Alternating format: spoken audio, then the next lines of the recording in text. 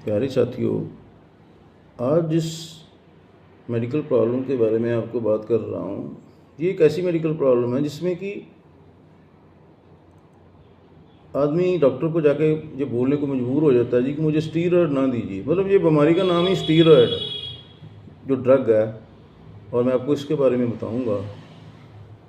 Steroid दवाइयाँ हैं जो इन्फेक्शन शरीर में कम करती हैं।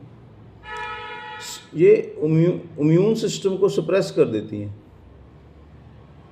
मोस्ट इम्पॉर्टेंट जो स्टीरॉयड्स हैं वो है कॉर्टिकोस्टीरॉयड्स, जो कि एनाबॉलिक स्टीरॉयड्स से अलग होते हैं।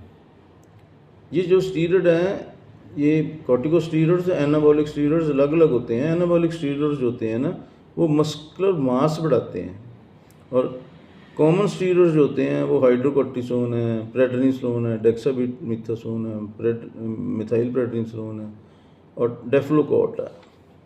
इसके जो कॉमन यूजेस है ना, वो अस्थमा में एंड सीओपीडी में, एलर्जी रिएक्शंस में, ऑटोइम्यून डिजीज जैसे रूमेटॉइड आर्थराइटिस, तो और जैसे डिसऑर्डर्स होते हैं, इन्फ्लेमेटरी बाउल डिजीज़ होते हैं, सेरिब्रल एडीमा होता है, सर्टन कैंसर होते हैं, रीनल इनसफिशिएंसी होती है, और ऑर्गन ट्रांसप्लांट में भी ये बहुत काम आते हैं।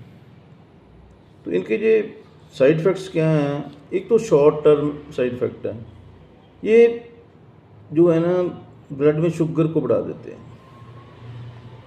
भूख बढ़ा देते हैं, मूड चेंज कर देते हैं, और आदमी को इंसोम्निया हो जाता है, नींदर नहीं आती, फ्लूइड रिटेंशन हो जाता है, जगह पानी की वजह से फूल जाती है, और एक गैस्ट्राइटिस तो आम ही है ना। गैस्ट्राइटिस तो एक बहुत मतलब बड़ी बीमारी है, और इनसे बहुत ज़्यादा हो जाती है।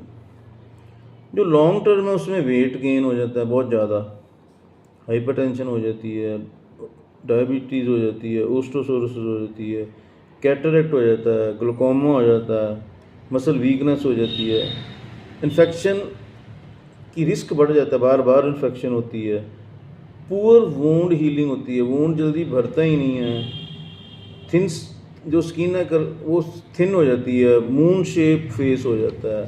तो इतने ज़्यादा मतलब होते हैं कि उसमें मैं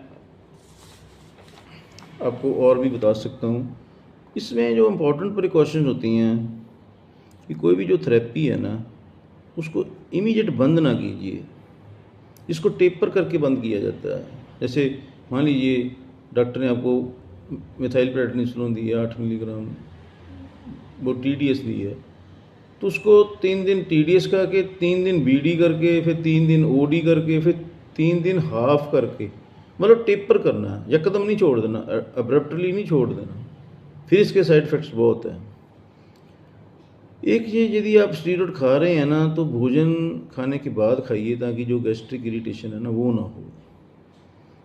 एक जब ये खाते हैं तो BP को मॉनिटर कीजिए, डायबिटीज़ को चेक कीजिए, और लोवेस्ट इफेक्टिव डोज खाइए फॉर द शॉर्टेस्ट ड्यूरेशन। मतलब ये एक टर्म है जो आपको मैं बता देता हूँ कि लोएस्ट इफेक्टिव डोज, जो इफेक्टिव हो, lowest effective dose for the shortest duration for the tapering dose, ये इसका फार्मूला है।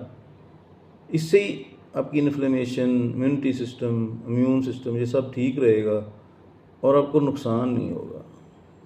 तो स्टीरॉयड्स जो है वो कई बार डॉक्टर को देना पड़ता है, क्योंकि जो इन्फेक्शन है वो और किसी चीज़ से जाती ही नहीं है। और एक आप प्रोन हुए होते हैं स्टीरॉयड पे, आप बचपन से स्टीरॉयड खा रहे होते हैं, तो उसमें आप जनरल मेडिसिन यदि कोई डॉक्टर दे देता है तो आपको इफेक्ट भी नहीं होता होगा। तो steroid are the parts of the life. पर खाना कैसे है? टेपर करके खाना है, और शॉर्टेस्ट कोर्स करना है, और बाकी भी ध्यान देना है, बाकी पैरामीटर्स पर भी ध्यान देना है। तो इन बातों का ध्यान रखिए।